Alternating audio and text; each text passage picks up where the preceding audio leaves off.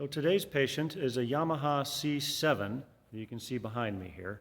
It's a beautiful instrument, but it is definitely tired.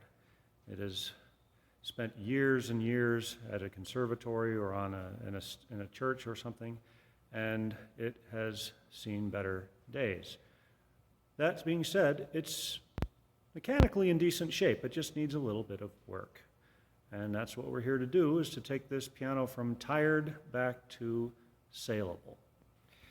I started working on this piano yesterday, and one of the problems that it had was that the keys are very loose. If you look at this middle C here, it wiggles so far from right to left that it touches its neighbors.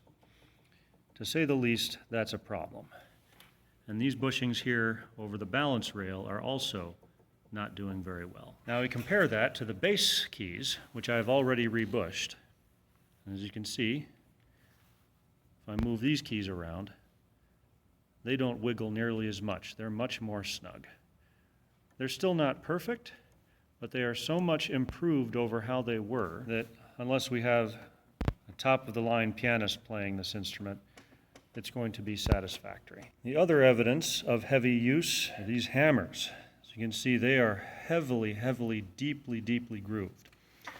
And the previous technician who maintained it during its previous life did not sand the hammers evenly. See, if you look at the side of this hammer, you can see that the back side is thinner than the front side, which means that when the technician was reshaping these hammers in the past, he was taking all the felt off of this side, but not this side.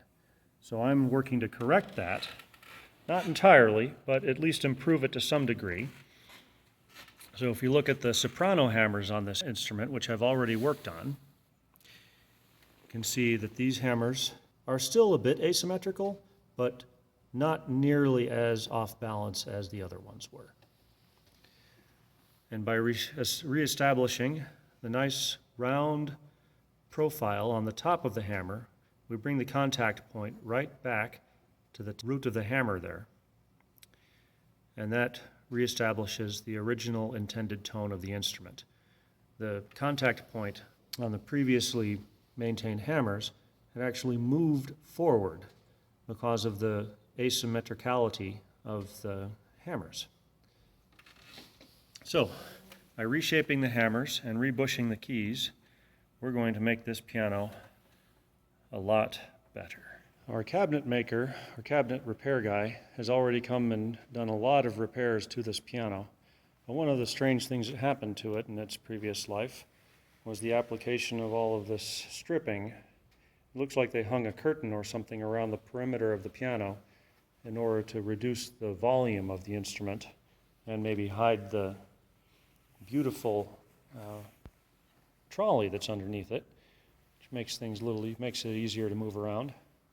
But as you can see, this piano has had a lot of weird things stuck to it in its life.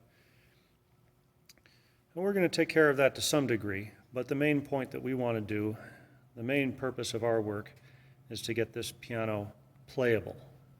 And we want to make it mechanically as good as it can be within limitations of budget.